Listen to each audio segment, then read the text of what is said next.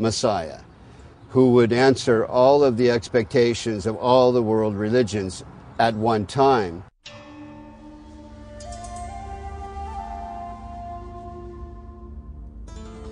The reason Roerich would not mix up Jesus with Maitreya is because of the New Age belief that Maitreya is the true Christ, while Jesus was only his disciple.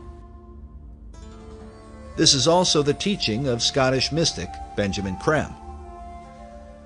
Maitreya embodies what we call the Christ principle, the Christ consciousness.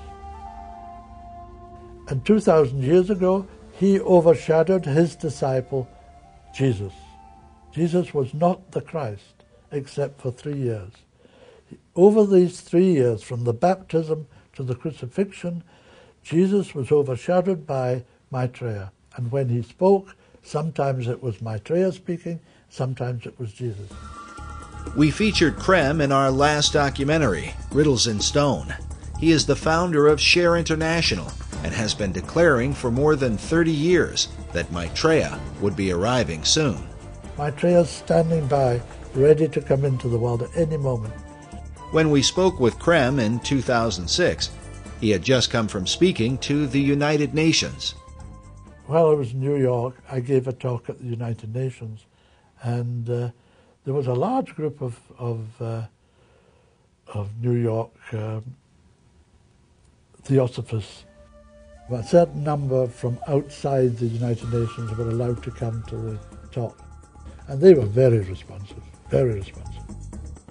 These theosophists are modern members of the Theosophical Society, of which both Nicholas Roerich and Henry Wallace were members. Other famous members included Thomas Edison and Mahatma Gandhi, as well as Gandhi's close friend Jawaharlal Nehru, the first Prime Minister of India. Also pictured here, beside Nicholas Roerich. But in addition to the image of Maitreya, what were the rest of the contents buried inside the cornerstone of the master building? A portrait of M.M. This, I believe, is Master Moriah. Master Moriah was one of the names given to a spirit that is said to have inspired Madame H.P. Blavatsky. Roerich's wife, Helena, claimed that the same spirit was in contact with her and inspired her writings. Master Moriah, who is actually Helena Roerich, channeling this entity, if I can put it that way. One of her books was titled On Eastern Crossroads, in which she wrote extensively about the stone in her husband's possession, calling it the Serpent Stone, and saying, "The stone cometh, and it is a most grievous error to deny the stone." In fact, the quote from one of Henry Wallace's guru letters about the new country that goes forth and the admonition to await the stone comes directly from this book. Nicholas Roerich tended more to write about, sort of physical reality and the adventures in the Himalayan mountains and the Altai region toward the Himalayan mountains, where his wife, Helena, wrote about the channeling and the esoterica, the theosophical kind of side of things. While Roerich's writings may have dealt with reality, his paintings were anything but, dedicated to universal archetypes, and with them, the promise of a sacred treasure. That brings us to the third, and perhaps most important item, placed inside the cornerstone of the master building. They're all people who had varying kinds of relations with Nicholas Roerich. They were channelers, they were followers. But to me, personally, greatest interest is this side statement that Aida Tolskaya, who was also one of the curators of the Roerich Museum, wrote. Sina omits a piece of the stone that was placed in the casket. This goes back to that famous stone that the Roerichs became a cause célèbre because of, and many other people wrote about later.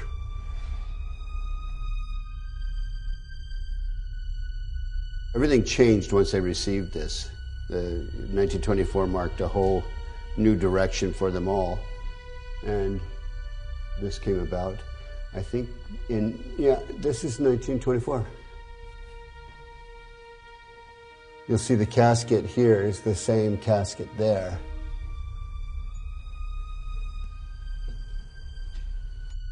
And this is a burning casket of some kind. Yeah, Chintamani. Chintamani is a Sanskrit term that means a stone of wisdom, that he calls the treasure of the world. And that's how he depicted the treasure of the world, the ultimate treasure of the world. It seems only appropriate that this treasure hunt would take us back to Manly Hall's society in Los Angeles, and in particular to one of the graduates there from the University of Philosophical Research, a Freemason named Gavin Wentz. On his website, he quotes a curious passage from Eschenbach's Grail legend with a clear reference to the Knights Templar. The passage reads, "Wherever these Templars receive victory or defeat, I will tell you by what they live. They live with a stone. If you do not know it by name, I will name it for you. It is called Lapsit Exilis. The stone is also called the Grail." Eschenbach's reference to the Knights Templar is curious. During the same period that he wrote his Grail legend, the Templar Church of Garway, England was built. Inside, we find mysterious symbols carved above what appears to be the outline of a man. These carvings are said to be a depiction of the Holy Grail, the chalice shown here. In the midst of it is a traditional Catholic host with a cross in the center. But inside the chalice, just beneath the host, is what appears to be a truncated pyramid. Which brings us back to Gavin Wentz, who produced an award-winning documentary which he titled Lapis Exilis, based on a variant spelling of the Grail name given by von Eschenbach. This slight alteration to the original name had been recorded in the diary of Nicholas Roerich. And it seems to be a contraction of several words in the Eschenbach example, but clearly in Roerich's example, Lapis Exilis means the exiled stone or the wandering stone or the stone that comes in from somewhere else. The word lapis is simply Latin for the stone. But how was this stone envisioned by Roerich and his disciple Henry Wallace? Roerich described the stone as a type of moldavite, the meteoric stone of green or emerald color. This would seem to fit with the description given by von Eschenbach in the 12th century. On his website, dedicated to the stone's history, Freemason Gavin Wentz came to this conclusion about just what Nicholas Roerich envisioned as Lapis Exilis, the stone they call the Grail.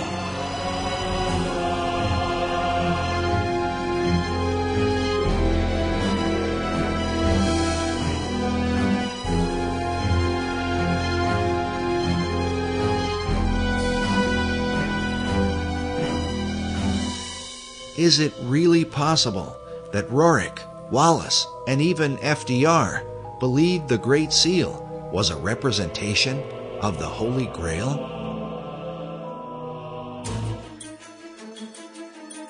And if so, then, as the treasure of the world, would this explain why the US dollar has been used from the time of FDR onward to send financial aid to nearly all the countries of the earth, for the establishment of a global society? During his 2008 presidential campaign, Barack Obama was criticized for wanting to spread the wealth. But in reality, the redistribution of wealth, a socialist tenet, is a practice that the United States has engaged in at a global level for more than half a century. beginning in the aftermath of World War II. We want peace and prosperity for the world as a whole.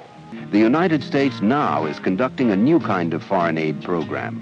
Aid not for destroyed industrial nations, but for developing countries with limited knowledge of modern technology. Many are just emerging from colonial status. American aid seeks to lay the foundations for industrial and agricultural growth. It is motivated by the humanitarian ideals of the American people and But now that the economy of the American people has taken a turn, and it seems that the dollar is declining fast, how could this fit in to the plan of the secret societies? Consider that when the shock waves of the American stock market shook the world, France and China called for a global currency and a new world order. Which brings us to the other half of the dollar bill's design, the American eagle, that some believe represents the mythical phoenix, a bird that is said to destroy itself by fire. But according to Wolfram von Eschenbach, the power of the phoenix lies in the stone of destiny. In Parsifal, he writes, "By virtue of this stone, the phoenix is burned to ashes, in which she is reborn. Thus does the phoenix molt her feathers, after which she shines dazzling and bright, and as lovely as before." If these ideas are truly embraced by secret societies, could this suggest the intentional destruction of the American dollar, which will then force our financial networks into a global economy, resulting in a new Atlantean empire that extends to all the earth?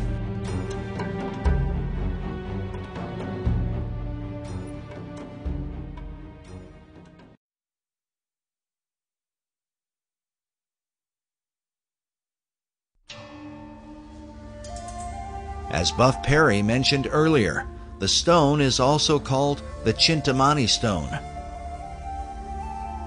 As a symbol, the stone unites the occult traditions of both Eastern and Western mysticism. One thing is certain: those who practice the occult believe this artifact is the key to achieving the great work of all secret societies.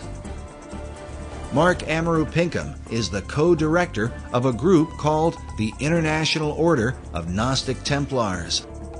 In his article titled "Nicholas Roerich and the Chintamani Stone, a Holy Grail from Sirius," he writes that data regarding the Chintamani stone maintains that it was brought to Earth by Syrian missionaries to eventually help precipitate a one-world civilization. He says there is some indication that one part of the stone has been the sacred stone of the Kaaba, which has united millions of Muslims around the globe. Pinkham goes on to write that it is known that a portion of the Chintamani stone was given to the League of Nations, whose stated goals were the creation of a one-world civilization. The association of the stone as a symbol of unity is an important part of how it is said to have come to America.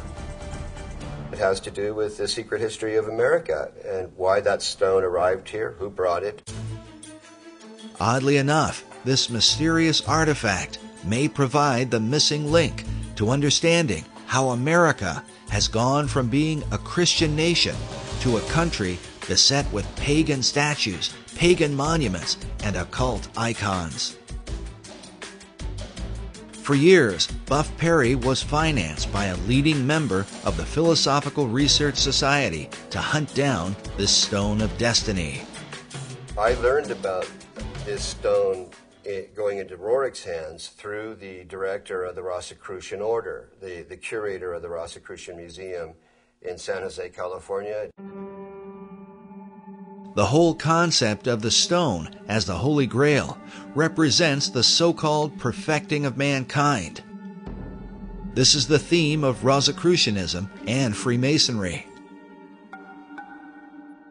As Manly Hall writes, to the mystic, the stone is divine power, an ancient symbol of the perfected and regenerated man whose divine nature